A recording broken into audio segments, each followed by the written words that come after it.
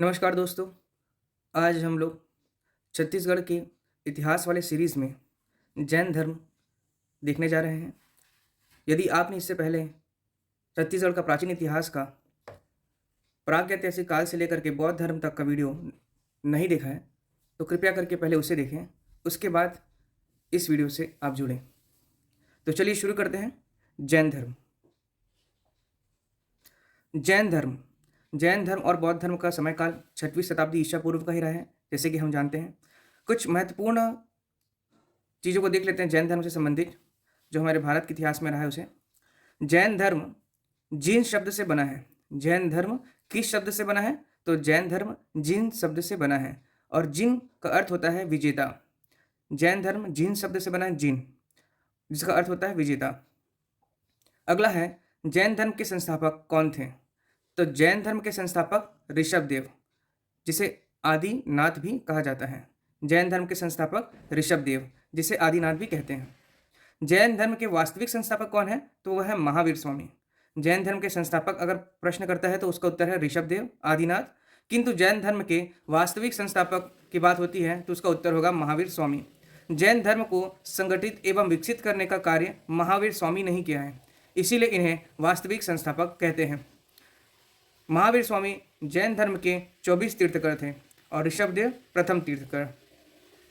जैन धर्म वैदिक धर्म के बाद भारत में प्रचलित दूसरा धर्म है। जैन धर्म वैदिक धर्म के बाद भारत में प्रचलित दूसरा धर्म है। जैन धर्म के जैन गुरुओं को तीर्थकर कहा गया है। जैन धर्म से संबंधित जो भी गुरु लोग थे उन्हें क्या कहा गया है? तीर्थकर कहा गया है। जैन धर्म का प्रारंभिक इतिहास कल्पसूत्र जैन ग्रंथ से ज्ञात होता है। जैन धर्म का प्रारंभिक इतिहास कल्पसूत्र एक ग्रंथ है, जैन ग्रंथ है, जिससे इनकी सर्वप्रथम जानकारी मिलती है। जैन धर्म में 4 महाव्रतों का प्रतिपादन किया गया है। 4 महाव्रतों कौन कौन से हैं? अहिंसा, सत्य, अपरिग्रह, असत्य। तो इसमें एक प्रश्न पूछता है कि 4 महाव्रतों का प्रतिपादन किसने किया था? तो वह प्रतिपादन किया था पार्श्वनाथ जी ने। अहिंसा, सत्य, अपरिग्रह, असत्य। 5वां वाला जो ब्रह्मचर्य है, 5वां महाव्रत, जिसे महावीर स्वामी जी ने दिया था। तो ये प्रश्न पूछता है कि 5वां महाव्रत का प्रतिपादन किसने किया था? तो महावीर स्वामी। चलिए देखते हैं अहिंसा से क्या तात्पर्य है। इन्हीं 4 महाव्रत हैं, इनको 5वां जोड़ा गया महावीर स्वामी के द्वारा। महाव्रतों को ही अणुव्रत भी कहा गया है। अणुव्रत, महाव्रत क्या कहा गया है? अणुव्रत।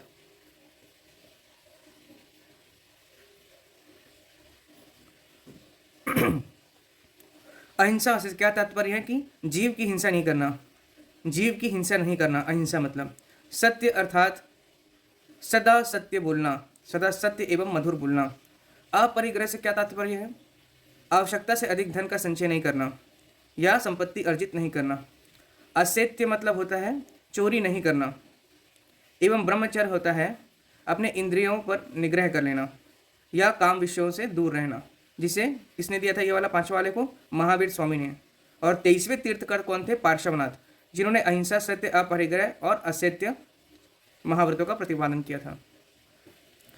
जैन धर्म के अनुसार त्रिरत्न, जिसे जैन धर्म में 3 जोहार भी कहते हैं, का प्रतिपादन किया गया था। ये क्या क्या है? सम्यक ज्ञान, सम्यक दर्शन, सम्यक चरित्र। सम्यक ज्ञान, सम्यक दर्शन, सम्यक चरित्र। सम्यक ज्ञान अर्थात वास्तविक ज्ञान, सम्यक दर्शन अर्थात सत्य में विश्वास करना, और सम्यक चरित्र मतलब होता है इंद्रियों व कर्मों पर पूर्ण नियंत्रण पा लेना। दो प्रश्न करता है कि 4 महाव्रतों या 5 महाव्रतों का प्रतिपादन किससे संबंधित है, या अणुव्रतों का संबंध किससे है? तो जैन धर्म से। कौन कौन सा? अहिंसा, हिंसा नहीं करना, सत्य, सदा सत्य कहना, अपरिग्रह, चोरी नहीं मतलब धन संचय नहीं करना, असत्य, चोरी नहीं करना, एवं ब्रह्मचर्य, इंद्रियों पर काबू पा लेना एवं काम विषयों से दूर रहना। दूसरा था अपना त्रिरत्न, जिसे 3 जोहार भी कहा गया है। ये भी जैन धर्म से संबंधित है। सम्यक ज्ञान, सम्यक दर्शन, सम्यक चरित्र। सम्यक ज्ञान वास्तविक ज्ञान, सम्यक दर्शन अर्थात सत्य में विश्वास, और सम्यक चरित्र मतलब आपका इंद्रियों व कर्मों पर पूर्ण नियंत्रण पा लेना। नेक्स्ट है, जैन अनुयायियों को निग्रंथ कहा गया है। जैन धर्म से जो भी संबंधित जितने भी लोग अनुयायी थे, उसके मानने वाले थे, उन्हें निर्ग्रंथ कहा गया है। निर्ग्रंथ पूछता है प्रश्न। जैन धर्म के अनुसार काया कलेश तथा तपस्या से ही मोक्ष की प्राप्ति संभव है। जैन धर्म क्या कहता है? कि काया कलेश या तपस्या करके ही मोक्ष की प्राप्ति की जा सकती है। ठीक है, तो चलिए अब हम देखते हैं जैन धर्म से संबंधित छत्तीसगढ़ के तथ्य। जैन धर्म छत्तीसगढ़ में स्थापना 6वीं शताब्दी में हुई। छत्तीसगढ़ में स्थापना कब हुई? 6वीं शताब्दी में, 6 AD में। जबकि जैन धर्म का कार्यकाल क्या रहा था उस समय? 6वीं शताब्दी ईसा पूर्व। अब देखते हैं छत्तीसगढ़ में प्रमुख केंद्र जैन धर्म से संबंधित कौन सा है? दुर्ग का नगपुरा एवं रायपुर। दुर्ग जिला एवं दुर्ग जिले का नगपुरा एवं रायपुर जिला इसका प्रमुख केंद्र था। किसका? जैन धर्म का, छत्तीसगढ़ में। छत्तीसगढ़ में ऋषभ तीर्थ की जानकारी की साहित्यिक स्रोत महाभारत ग्रंथ से भी मिलती है। छत्तीसगढ़ में ऋषभ तीर्थ की जानकारी का साहित्यिक स्रोत महाभारत ग्रंथ से भी मिलता है। अब देखते हैं प्राचीन स्मारक। जैन धर्म से संबंधित जो प्राचीन स्मारक प्राप्त कहाँ से हुए हैं? तो पहला तो है बिलासपुर जिले के मल्हार। मल्हार में बताया हूँ कि महापाषाणकालीन स्थल भी है, जैन धर्म से संबंधित भी है, बौद्ध धर्म से संबंधित है एवं अन्य धर्मों से संबंधित स्थल भी कौन सा है? मल्हार। इसलिए मल्हार बहुत ही विशेष स्थल है। अगला है महासमुंद का सिरपुर। सिरपुर भी बौद्ध धर्म से संबंधित है एवं जैन धर्म से संबंधित भी है।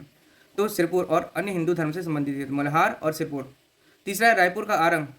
रायपुर का आरंग, यहाँ से महावीर स्वामी का मूर्ति प्राप्त हुई है।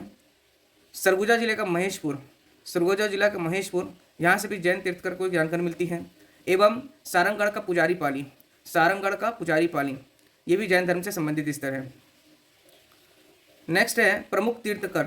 प्रमुख तीर्थंकर कौन कौन से थे छत्तीसगढ़ में, इसकी जानकारी मिलती है। प्रथम जो है ऋषभनाथ। प्रथम कौन थे जैन तीर्थंकर? वो थे ऋषभनाथ। इसका संबंध वाला क्षेत्र कौन सा है? गुंजी, दमोदरा, जो कि किस जिले में आता है? अभी शक्ति जिले में आता है। ये स्थल कहाँ आता है? शक्ति। और अगला है बूढ़ीखार। बूढ़ीखार कहाँ है आपका? ये मल्हार। और ये कहाँ आता है? बिलासपुर। तो ऋषभनाथ से संबंधित स्थल है गुंजी, जो कि दमोदरा शक्ति जिले में आता है, और बूढ़ीखार मल्हार। ठीक है।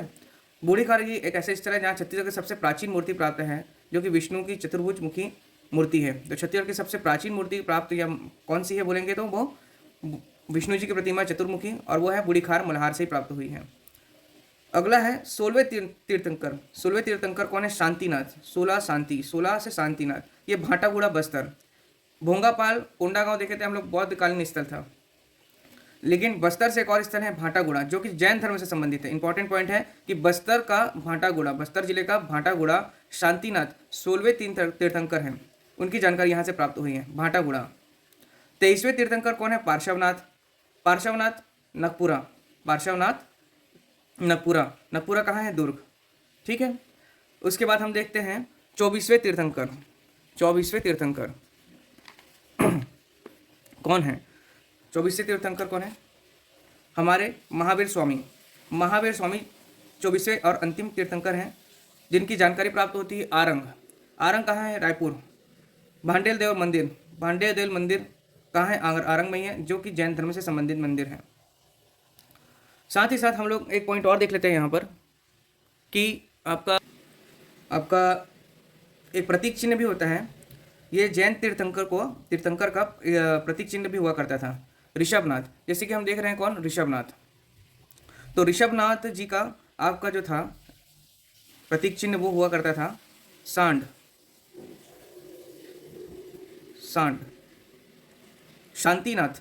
शांतिनाथ 16वें तीर्थंकर, जिनका हुआ करता था क्या प्रतीक चिन्ह? मृग। पार्श्वनाथ। पार्श्वनाथ 23वें तीर्थंकर, जिनका प्रतीक चिन्ह हुआ करता था सांप। और महावीर स्वामी।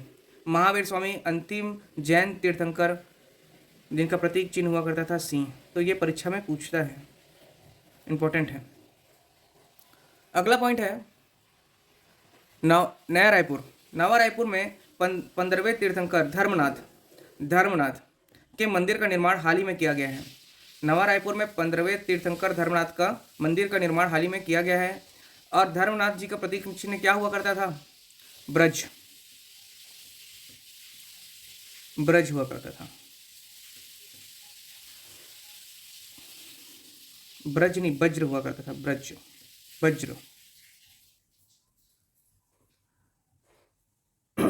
नेक्स्ट पॉइंट है राजिम के सोमेश्वर मंदिर में पार्श्वनाथ की एक प्रतिमा उपलब्ध हुई है। राजिम गरियाबंद जिले के राजिम स्थल में सोमेश्वर मंदिर में पार्श्वनाथ जैन धर्म के 23वें तीर्थंकर पार्श्वनाथ की एक प्रतिमा उपलब्ध है वहाँ।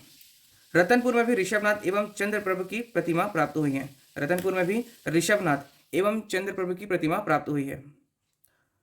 तो आशा करता हूँ कि जैन धर्म से संबंधित तथ्य आप लोगों को छत्तीसगढ़ एवं भारत के संदर्भ में समझ आ गया होगा।